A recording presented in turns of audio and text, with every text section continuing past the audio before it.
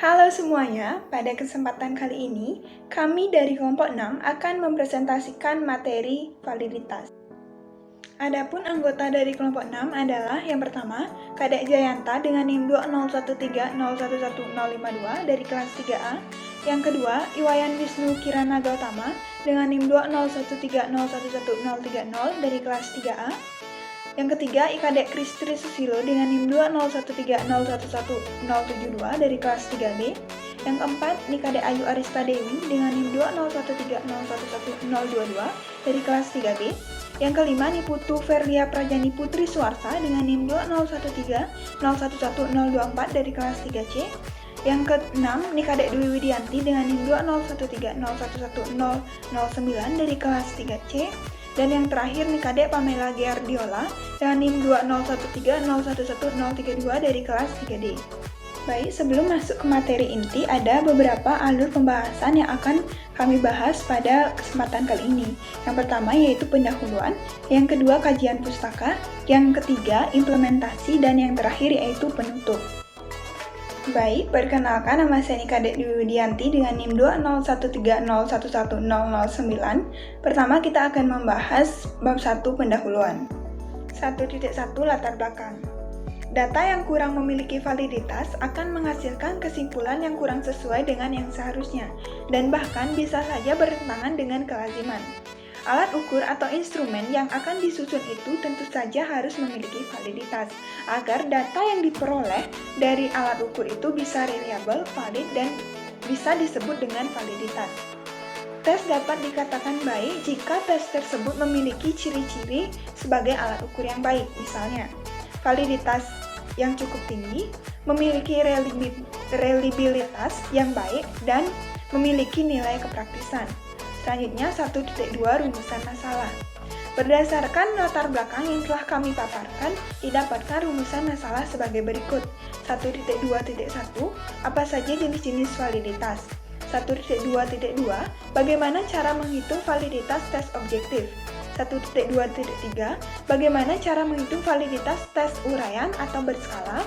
1.2.4 Apa saja faktor-faktor yang mempengaruhi validitas? Selanjutnya 1.3 Tujuan. Adapun tujuan dari penyusunan makalah ini adalah sebagai berikut. 1.3.1 Mengetahui serta memahami jenis-jenis validitas yang ada. 1.3.2 Mengetahui serta memahami cara menghitung validitas tes objektif. 1.3.3 Mengetahui serta memahami cara menghitung validitas tes uraian atau berskala. 1.3.4 Mengetahui serta memahami faktor-faktor yang mempengaruhi validitas. Selanjutnya yaitu 1.4 Manfaat. 1.4.1 Manfaat bagi penulis. Penulisan makalah ini dapat membantu penulis selaku calon pendidik untuk memperdalam pengetahuan tentang proses evaluasi belajar dan hasil belajar peserta didik, khususnya mengenai validitas. 1.4.2 Bagi pembaca. Penulisan makalah ini dapat menjadi referensi serta membantu pembaca dalam memahami materi mengenai validitas. Baik, selanjutnya bab 2 Kajian teori. 2.1 Pengertian validitas. Ada beberapa para ahli yang menyatakan pengertian dari validitas. Di antaranya, Answar pada tahun 1987 menyatakan bahwa validitas berasal dari kata validity yang memiliki arti sejauh mana ketepatan dan kecermatan suatu instrumen pengukuran atau tes dalam melakukan fungsi ukurnya. Lalu Sujana pada tahun 2004 menyatakan bahwa validitas berkenaan dengan ketepatan alat penilaian terhadap suatu konsep yang dinilai sehingga benar-benar menilai apa yang seharusnya dinilai. Dalam bahasa Indonesia, valid disebut dengan istilah sahih. Lalu menurut Groenwood dalam Fatinah pada tahun 2013 menyebutkan bahwa jika kita berpikir tentang validitas dalam kaitannya dengan tes, hal-hal yang perlu dipertimbangkan adalah sebagai berikut. Yang pertama, validitas menunjuk pada kelayakan interpretasi yang dibuat berdasarkan skor hasil tes yang berkaitan dengan penggunaan tertentu. Yang kedua, validitas adalah masalah kadar atau matter of degree, sehingga perlu dihindari pemikiran bahwa sebuah hasil tes itu valid atau tidak valid, melainkan ada validitas sempurna, ada yang sedang, dan ada pula yang rendah. Lalu selanjutnya validitas berkaitan dengan penggunaan khusus karena tidak ada satu tes pun yang valid untuk semua tujuan. Baik, selanjutnya akan dilanjutkan oleh rekan saya. Terima kasih. Baik, untuk selanjutnya di sini saya akan membahas jenis-jenis dari validitas. Jenis-jenis validitas ini ada 2 jenis. Dan untuk yang pertama yang akan saya bahas ialah validitas rasional, di mana validitas rasional juga dibagi menjadi 3 macam. Untuk yang pertama yang akan saya bahas ialah validitas isi.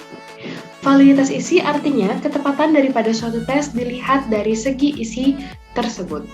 Suatu tes hasil belajar dikatakan valid apabila materi tes tersebut benar-benar merupakan bahan-bahan yang representatif terhadap bahan-bahan pelajaran yang diberikan.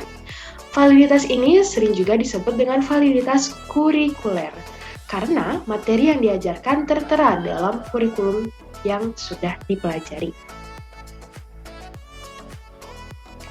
Dan untuk yang kedua ialah validitas konsep atau konstruksi. Arifin menjelaskan bahwa validitas konsep atau konstruksi berkenan dengan pertanyaan sejauh mana suatu tes dapat mengobservasi dan mengukur fungsi psikologis yang merupakan deskripsi perilaku peserta didik yang akan diukur oleh tes tersebut. Validitas konstruksi banyak dikenal dan digunakan dalam tes-tes psikologis untuk mengukur gejala perilaku yang abstrak seperti kesetiakawanan, kematangan emosi, sikap, motivasi, dan juga minat. Untuk mengetahui apakah suatu tes memenuhi syarat validitas konstruksi atau tidak, maka kita harus membandingkan susunan tes tersebut dengan syarat-syarat penyusunan tes yang baik. Apabila susunan tes tersebut telah memenuhi syarat-syarat penyusunan tes, maka tes tersebut memenuhi syarat validitas konstruksi. Apabila tidak memenuhi syarat-syarat penyusunan tes, berarti tidak memenuhi validitas konstruksi. Dan untuk yang ketiga, di sini kita ada validitas muka. Validitas muka adalah membuat suatu keputusan mengenai kelayakan suatu tes atau instrumen penilaian lainnya berdasarkan penampilan, bukan dari kriteria objektif.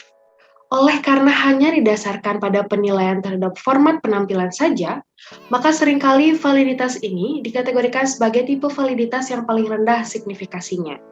Meskipun signifikasinya rendah, bukan berarti validitas ini tidak penting, karena pembahasan validitas muka dalam suatu tes juga dapat menyangkut bentuk soal, baik berupa pertanyaan, pernyataan, ataupun nanti ada kalimat suruhan. Jenis validitas yang kedua ialah validitas bersifat empirik dan statistik yang dibagi menjadi 2 macam, yaitu yang pertama ialah validitas ramalan atau prediksi. Sebuah tes dikatakan memiliki validitas ini apabila suatu tes mempunyai kemampuan untuk meramalkan apa yang akan terjadi pada masa yang akan datang. Dengan kata lain, validitas ini bermaksud untuk melihat sejauh mana suatu tes dapat memperkirakan perilaku peserta didik pada masa yang akan datang. Misalnya saja contoh, pada tes masuk perguruan tinggi adalah sebuah tes yang diperkirakan mampu untuk meramalkan keberhasilan peserta tes dalam mengikuti kuliah di masa yang akan datang. Untuk yang kedua ialah validitas bandingan. Suatu tes sebagai alat pengukur dikatakan memiliki validitas bandingan apabila dalam kurun waktu yang sama dengan tepat telah mampu menunjukkan adanya hubungan searah antara tes pertama dengan tes berikutnya. Validitas bandingan juga disebut sebagai validitas pengalaman atau validitas ada sekarang.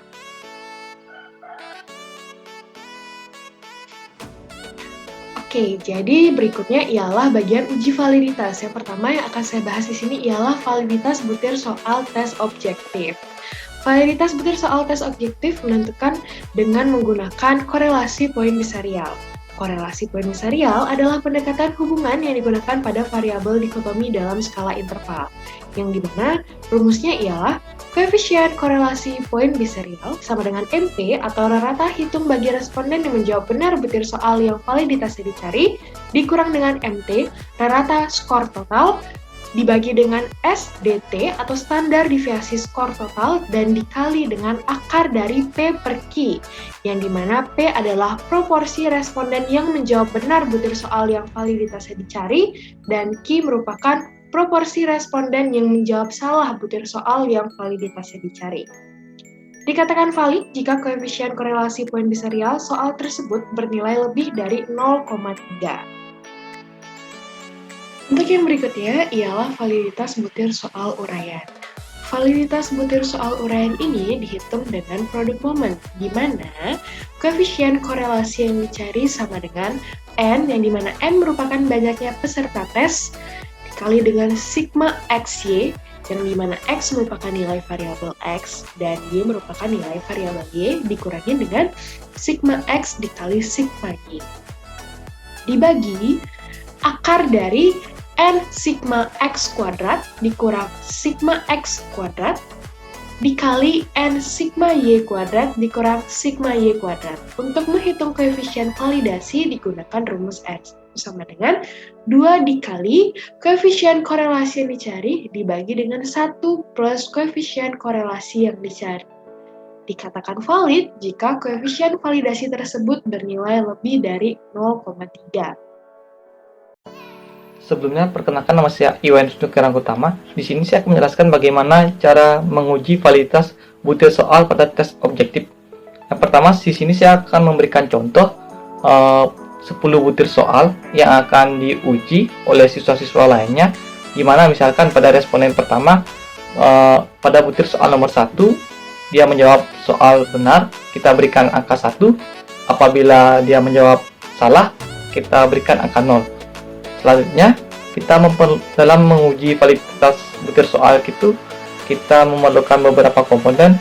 Yang pertama itu kita hitung jumlah respondennya. Setelah itu kita menghitung jumlah responden yang menjawab benar. Setelah itu ada proporsi yang menjawab benar. Setelah itu ada proporsi yang menjawab salah. Setelah itu ada total benar siswanya. Setelah itu yang terakhir ada rata hitung responden yang menjawab benar. Pertama kita hitung jumlah respondennya, kita lambangkan dengan N besar.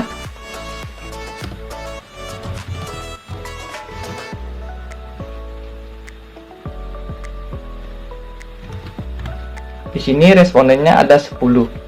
Nah, sekarang kita fokus pada butir soal nomor 1. Yang pertama di sini ada jumlah responden yang benar pada yang menjawab butir soal nomor 1. Di sini kita hitung.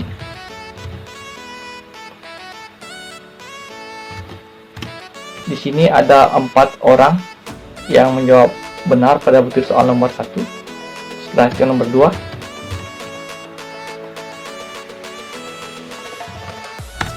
Ada 8 orang. Yang ketiga ada 6 orang, dan seterusnya pada butir soal berikutnya. Setelah itu kita akan menghitung proporsi benar pada butir soal yang akan diuji. Yang pertama, DE dengan rumus jumlah benar respondennya dibagi dengan jumlah responden. Dimana di sini ada jumlah responden yang menjawab benar itu ada 4 dibagi dengan jumlah respondennya.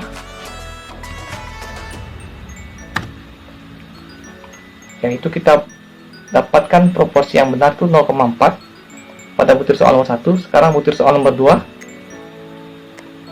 jumlah responden yang ada benar 8 dibagi dengan jumlah respondennya, kita dapatkan 0,8. Selanjutnya berikutnya kita perlakukan pada butir-butir soal berikutnya. Nah, selanjutnya ada proporsi responden yang menjawab salah. Di sini dengan rumusnya Q sama dengan 1 min P, di mana 1 dikurang 0,4. Di sini proporsi salah pada butir soal nomor 1 itu adalah 0,6.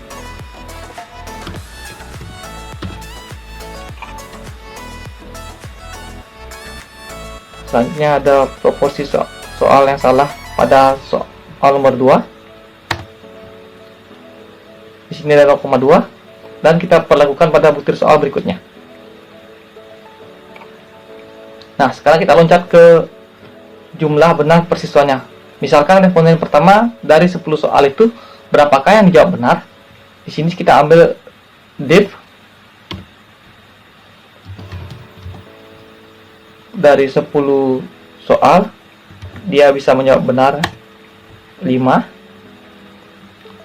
David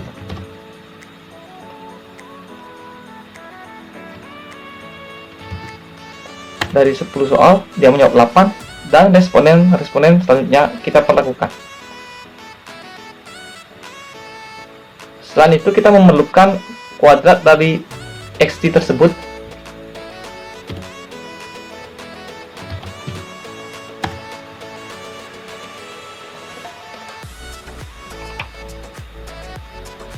Setelah itu kita totalkan XT-nya.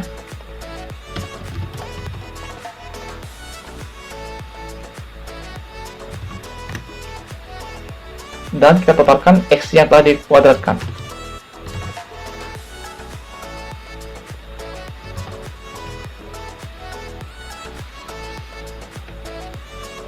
Nah, di sini kita akan mencari XT yang hanya benar saja.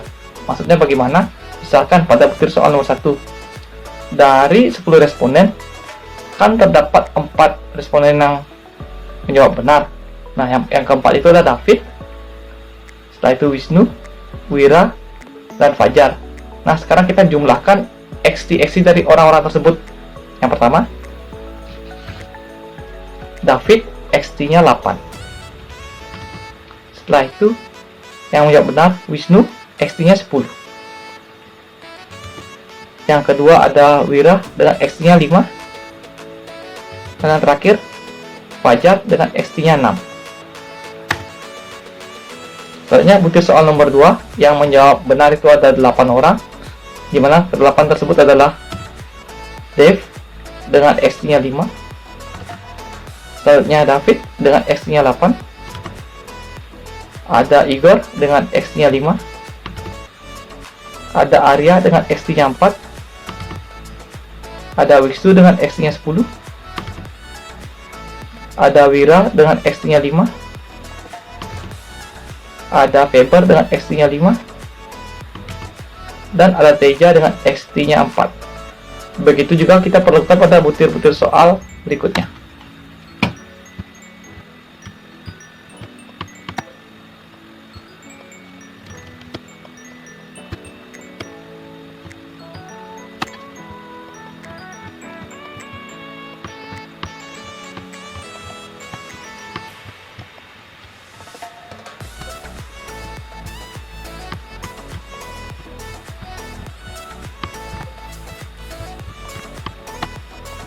Selanjutnya kita akan mencari rata hitung responden yang menjawab benar. Di sini rata hitungnya kita peroleh rumus total XT yang hanya benar dibagi dengan N jumlah responden yang benar pada soal berikut.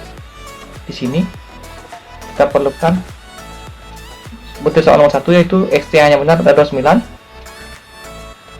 dibagi dengan N nya,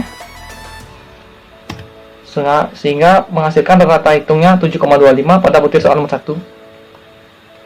Selanjutnya yang kedua, 46 bagi 8 jumlah yang benar pada butir soal nomor 2, didapat rata hitungnya 5,75 pada butir soal nomor 2.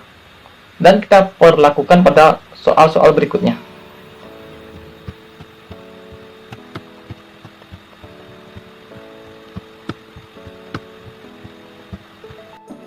Nah, selanjutnya kita akan mencari variabel pokok-pokok yang akan dibutuhkan dalam memvalidasikan butir soal tes objektif.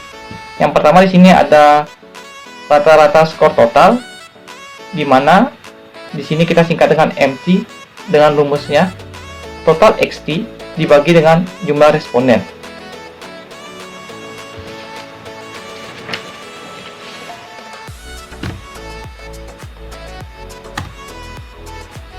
Selanjutnya ada standar deviasi skor total, di mana rumusnya itu seperti berikut: akar dari total X yang dikuadratkan per jumlah responden dikurang total XT per N yang telah dikuadratkan.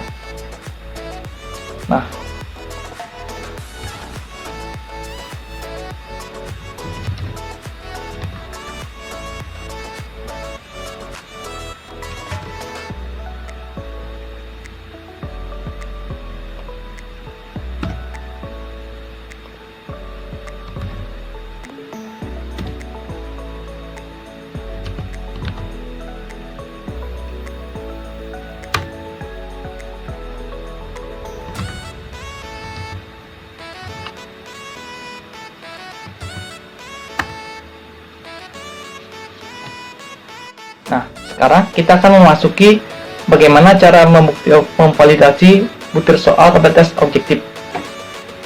Tadi kita telah ketemukan data-data berikut seperti jumlah responden pada suatu soal yang tidak benar, proporsi salah, dan MP-nya. Nah, sekarang kita masuk ke bawah.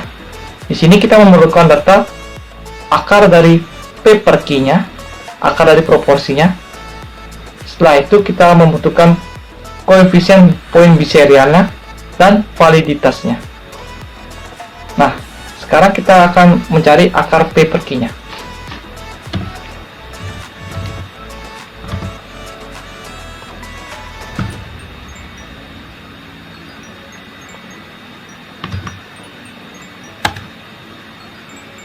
Yang pertama itu ada 0,816.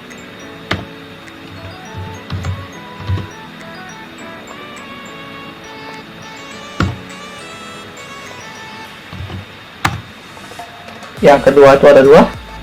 Dan kita perlakukan pada butir-butir soal berikutnya.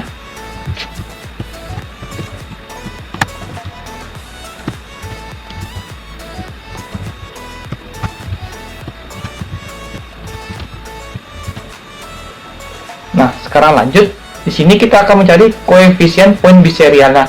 Di mana koefisien biserialnya, di mana kita dapatkan dengan MP soal tersebut dikurang rata total skor dibagi dengan standar deviasi skor total dan dikali dengan akar dari proporsi benar per salahnya. Di sini yang pertama kita dapatkan MP soal nomor 1 itu 7,25 dikurang dengan rata skor totalnya dibagi dengan standar deviasi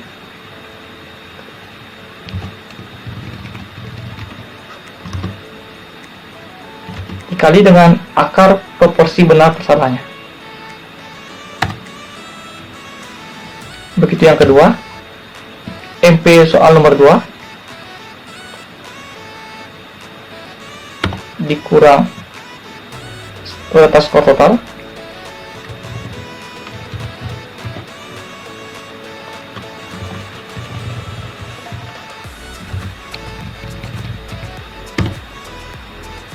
dibagi standar deviasi total skornya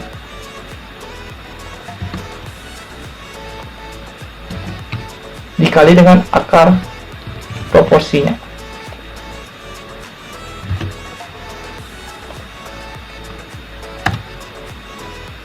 Selanjutnya kita perlakukan pada butir-butir soal berikutnya.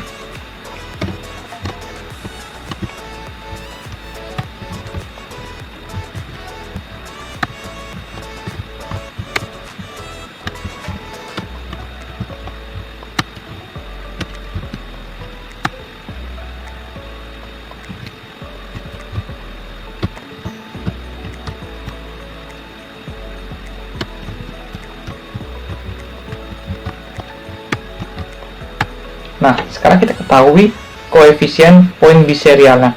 Nah, dalam aturan poin biserial, Apabila poin biserial butir soal tersebut lebih dari 0,3, maka soal tersebut dikatakan valid. Apabila sebaliknya, apakah poin biserial kurang dari atau lebih dari 0,3, maka butir soal itu tidak valid. Nah, sekarang bisa kita ketahui pada butir soal nomor 1,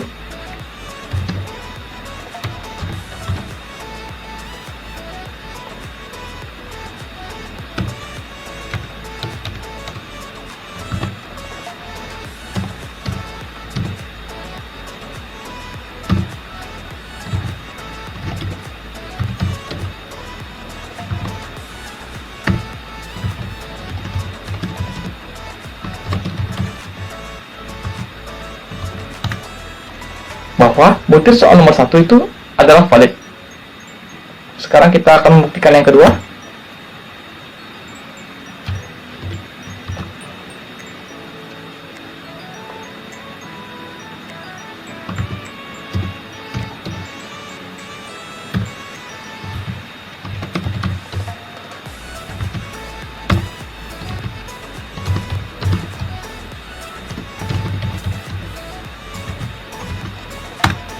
Untuk butir soal yang nomor kedua adalah valid. Nah, sekarang kita akan mengecek setelah itu dengan berlakukan pada butir soal-soal selanjutnya. Nah, di sini sudah terlihat bahwa dari ke-10 soal yang akan dites, terdapat 3 soal yang tidak valid. Yang pertama, butir soal yang ke-7, butir soal yang ke-8, butir soal yang ke-10. Nah, sekian dari saya untuk menguji tes validitas tes objektif. Terima kasih. Baik, selanjutnya yaitu implementasi validitas butir soal uraian. Nah, langsung saja kita lihat contohnya. Di sini terdapat tabel 4 yang merupakan hasil dari pengujian butir soal uraian dalam suatu kelas. Di mana dalam suatu kelas ini terdapat 10 siswa dengan soal, yaitu terdiri dari 5 soal, di mana setiap soalnya memiliki skor 1 jika benar. Nah, bisa dicermati terlebih dahulu. Oke, selanjutnya kita beralih ke tabel 5 yang merupakan penyelesaian dari validitas butir soal uraian. Di sini sudah tercantum data siswa tadi, yaitu nama dan nomor butir instrumen serta skornya. Baik, selanjutnya kita perhatikan ini, butir soal ganjil. Ini kita misalkan dengan variabel X terlebih dahulu, kemudian butir soal genap kita misalkan dengan variabel Y. Nah, setelah itu baru kita rekapitulasi skor masing-masing skor X dan Y dari masing-masing siswa. Nah, misalnya Cynthia di sini mendapatkan skor 3 pada X, di mana itu didapatkan dari soal nomor 1, 3, dan 5. Nah, Cynthia mendapatkan masing-masing skor 1 di butir soal ganjil tersebut, sehingga X dari Cynthia yaitu 3, sedangkan Y dari Cynthia yaitu 2, di mana didapatkan dari skor nomor 2 dan skor nomor 4. Nah, begitu juga dengan siswa lainnya. Nah, setelah kita mendapatkan X dan Y ini, barulah kita mencari nilai atau hasil dari X kali Y, di mana Cynthia mendapatkan 3 pada X dan 2 pada Y. Maka X kali Y-nya 3 kali 2 sama dengan 6. Selanjutnya, setelah itu kita mencari X kuadratnya. X kuadrat ini yaitu 3 kuadrat yang menghasilkan nilai 9. Kemudian selanjutnya setelah mencari X kuadrat, kita cari Y kuadratnya, yaitu di sini Cynthia mendapatkan 2 kuadrat sama dengan 4. Nah, begitu juga dengan siswa lainnya. Nah, setelah kita mendapatkan nilai dari X kali Y, kemudian X kuadrat, serta Y kuadrat dari seluruh siswa, maka kita akan dapat menentukan jumlah total dari masing-masing yang sudah kita cari tadi. Nah, misalnya yang pertama yaitu sigma dari X, yaitu 17. Kemudian sigma Y yaitu 9, sigma X kali Y 20, sigma X kuadrat yaitu 45, dan sigma Y kuadrat yaitu 15. Nah, sudah dijelaskan juga pada penjelasan sebelumnya terkait validitas butir soal uraian ini, di mana dikatakan oleh Jali untuk menghitung koefisien validitas skor butir politomi menggunakan korelasi produk momen, yaitu dengan rumus RXY sama dengan N kali sigma X kali Y kurang sigma X kali Y per akar dari N kali sigma X kuadrat kurang sigma X dikuadratkan, kemudian dikalikan dengan N kali sigma Y kuadrat kurang sigma Y dikuadratkan.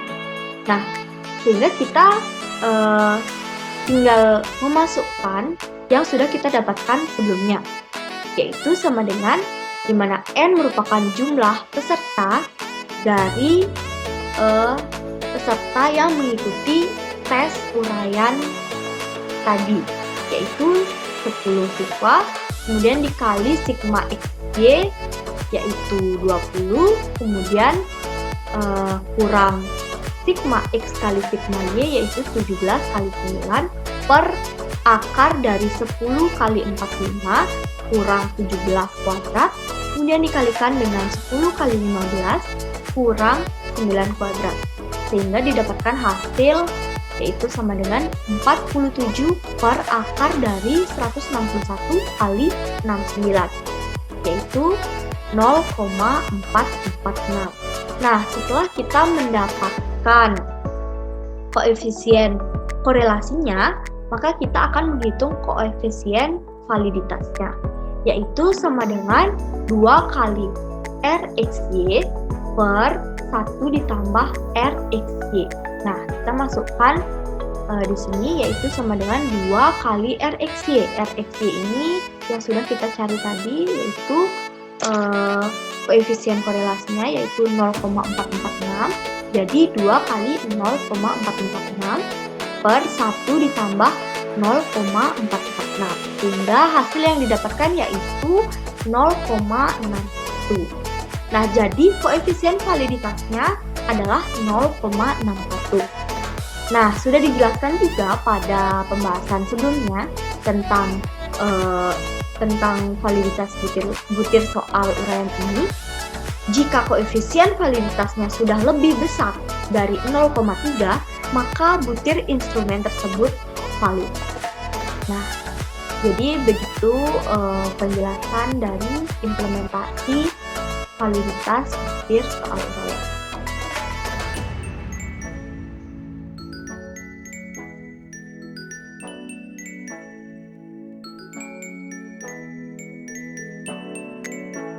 Baik, selanjutnya saya akan mempresentasikan bagaimana implementasi validitas butir non-tes. Jadi di sini ada 10 responsi terhadap 7 butir soal non-tes. Di sini ada beberapa penilaian, ada yang memberi 5, kemudian diberi 4 dan seterusnya. Jadi langkah-langkah kita adalah yang pertama, jumlahkan setiap nilai untuk butir soal 1. Jadi pada kolomnya, setiap kolom semua dijumlahkan. Jadi kolom pertama jumlahnya 36, kolom kedua 31 dan seterusnya sampai 24. Dan selanjutnya di setiap baris, jadi setiap orang itu kita juga jumlahkan total skor yang diberikan. Jadi dari 5 tambah 4 tambah 3 tambah 5 tambah 3 tambah 5 tambah 3 itu total 28. Jadi setiap baris dijumlahkan dan di totalnya adalah 202. Nah, setelah mendapatkan ini, kita akan masuk ke pengujian validitas. Nah, jadi di sini saya akan mencontohkan menguji validitas butir yang pertama. Nah, jadi di sini ada yang memberi skor 5, 5, 4, 4, 5, 3, 3, 3, 2, 2. Nah, totalnya ini adalah 36. Nah, kita juga ketahui bahwa tadi di setiap barisnya itu totalnya adalah 202. Kemudian X kuadrat ya, jadi mohon maaf ya, ini X kali Y, jadi 5 kali 28 itu 140, 5 kali 26 130, dan seterusnya, totalnya 805. Selanjutnya adalah X kuadrat, jadi yang kolom pertama ini di kuadrat setiap nilainya, itu adalah 25, 25, 16, dan seterusnya dijumlah, itu totalnya adalah 142. Kemudian untuk di kolom Y yang ini, ya di kolom kedua ini semua juga di kuadrat, ditaruh di kolom ke terakhir. Totalnya itu adalah 4.592. Selanjutnya kita langsung saja masukkan ke dalam rumus korelasi X dan Y. Nah, ini adalah rumus korelasi X dan Y di mana sudah dibahas di sebelumnya. Jadi langsung saja kalikan, karena N-nya 10 dan sigma X-nya tadi 805, kemudian sigma X-nya 36, sigma Y-nya 202, kemudian sigma X kuadratnya 142, kemudian sigma X-nya 36, kemudian di kuadrat, kemudian sigma Y kuadratnya 4.592, kemudian sigma Y 202 di kuadrat, dan seterusnya, dan ditemukan nilainya adalah 0,977. Nah, selanjutnya kita akan menguji validitasnya dengan melihat R tabel atau korelasi pada tabel dengan jumlah 10 dan derajat bebas atau alfanya sebesar 5% atau 0,05. Itu nilainya adalah 0,632. Nah, jadi kita bisa lihat bahwa ini lebih besar atau lebih dari R tabelnya, sehingga butir soal 1 itu adalah valid. Nah, ini ada beberapa kriteria yang harus kita ingat ya. Jadi jika R hitungnya lebih dari sama dengan R tabel, maka soal dinyatakan valid. Jika kurang, maka itu dinyatakan tidak valid. Dan ingat bahwa pada contoh itu menggunakan 10 responsi.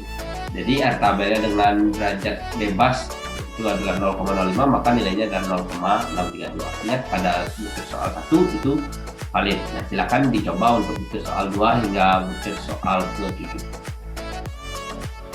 Jadi demikian presentasi dari kelompok kami. Ada beberapa kesimpulan. Yang pertama, ada 2 kenyataan pokok yang memperlihatkan taraf validitas suatu ujian, yaitu yang dipertimbangkan secara rasional dan yang dilihat melalui prosedur empirik. Yang kedua, validitas soal tes objektif ditentukan dengan menggunakan korelasi poin biserial. Jadi itu adalah pendekatan hubungan yang digunakan pada variabel dikotomi dalam skala interval. Kemudian validitas butir soal ini dihitung dengan produk momen. Nah, faktor-faktor yang mempengaruhi validitas ini terdiri dari faktor yang berasal dari dalam tes, dari hakikat kelompok dan kriteria, yang berasal dari administrasi dan skor, serta dari yang berasal dari jawaban siswa. Ada pun beberapa saran yang diberikan oleh kelompok kami. Yang pertama, siswa sebagai objek dari pelaksanaan evaluasi sebaiknya dapat menjawab atau melaksanakan proses evaluasi dengan baik. Pendidik dalam proses evaluasi sebaiknya dapat memperhatikan validitas soal, dan yang ketiga, lembaga pendidikan mampu memfasilitasi segala sarana dan prasarana yang memang menunjang proses evaluasi dalam hasil belajar peserta didik. Demikian, kami mohon maaf bila ada salah kata, dan kami tutup dengan Farmasati Om Santi Santi Santi Om.